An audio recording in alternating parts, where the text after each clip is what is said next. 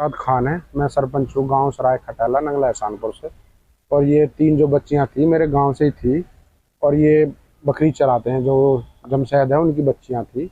और नज़दीकी हमारा एक भट्टा है, वहाँ पे खड्डा खुदा हुआ था। वहाँ बच्चे जैसे बकरियां चराने गई तो वहाँ थोड़ा पानी था, उस पानी में जैसे ही वहाँ नहाने के दौरान पे पहुँची तो पहुँचने के दौरान जैसे वहाँ पानी में तो कूदी, इनको मिट्टी उन्होंने इनके पैर पकड़ लिए। पैर पकड़ने के दौरान पे एक आध लड़की ने कोई बचाने की कोशिश करी तो वहाँ कोई नज़दीक में था नहीं, थोड़ी बहुत दूरी पे एक दूसरा बकरी वाले ने इनको इन्फॉर्म किया कि ऐसे ऐसे बात है। किसी लड़की की डेड बॉडी वहाँ जाके जब हमने देखी तो वहाँ पता लगा कि वो तीनों बच्ची उस टाइम पे मर चुकी थी। फिर हमने सोचा कि हो सकता है थोड़ी बहुत इनमें सांसें बची हों, हम इनको यहाँ से फ़ौरन लेके सरकारी हॉस्पिटल पलवल आ गए।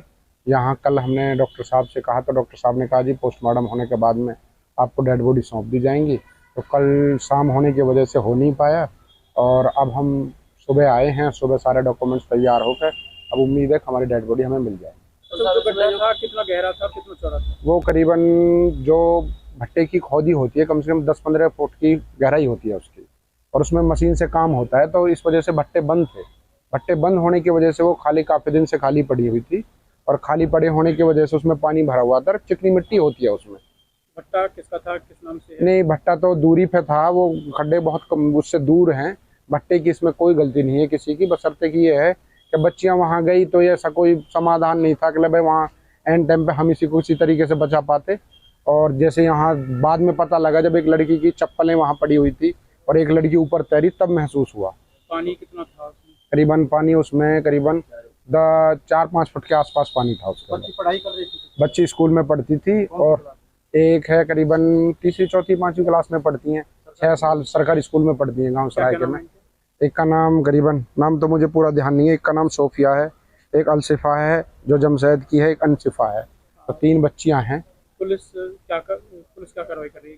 पुलिस ने जैसे यहाँ से रुका पहुँचा है पुलिस को और पुलिस ने तुरंत यहाँ से कागज़ तैयार करके हमारे वो कर दिए।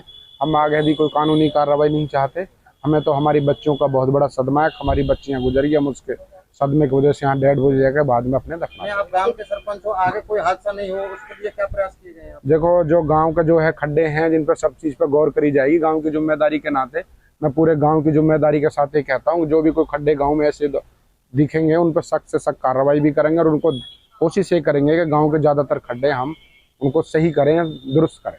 ये जो गड्ढा था गैर कानूनी था या किसी से कोई परमिशन ली गई थी? नहीं, गैर कानूनी नहीं होता। कैसे कई बार ऐसा होता है कि गाँव में ना मिट्टी खुदवा देते हैं, किसानों के अपने गड्ढे होते हैं, जैसे गांव में अपने मिट्टी खुदवाने के लिए काम करते हैं, वैसे इसी में किसी का दोष नहीं है। वो नहीं, भट्टे से दूर है काफ़ी, इसमें भट्टे का कोई दोष नहीं है। अब वहाँ पानी होता क्योंकि आज के मौसम में बरसातें ज़्यादा हुई हैं, बरसातें जाने के वो आने की वजह से ज़्यादा बारिशें हुई हैं तो उस वजह से पानी ज़्यादा है और पानी जाने ज़्यादा होने की वजह से वो उसके अंदर उतर गई। अब वो इसे हम किसी का इसमें दोष दें कि इसमें पुलिस को कार्रवाई नहीं कर रही है, किसी को हम दोष दें, ये गलत है। ये लड़कियां किसी एक को बचाने के चक्कर में डूबी हैं कैसे? देखो वहाँ मौके पे तो कोई था नहीं, जैसे हमें वहाँ पता लगा हम इस बात को कैसे बता दें आपको, कैसे सर्टिफाई कर दें कि इस चीज़ को वो वहाँ पे एक को बचाने के लिए कूदी हैं कि तीनों साथ एक नहाने के लिए कूदी हैं।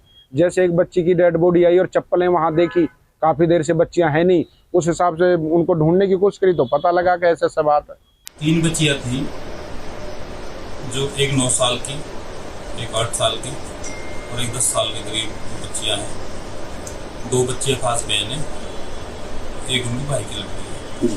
3 बच्चियाँ थी टोटल। ये सराय खटेला की रहने वाली है और ये अपने फादर के साथ बकरियाँ चराने के लिए वहाँ पे गई थी।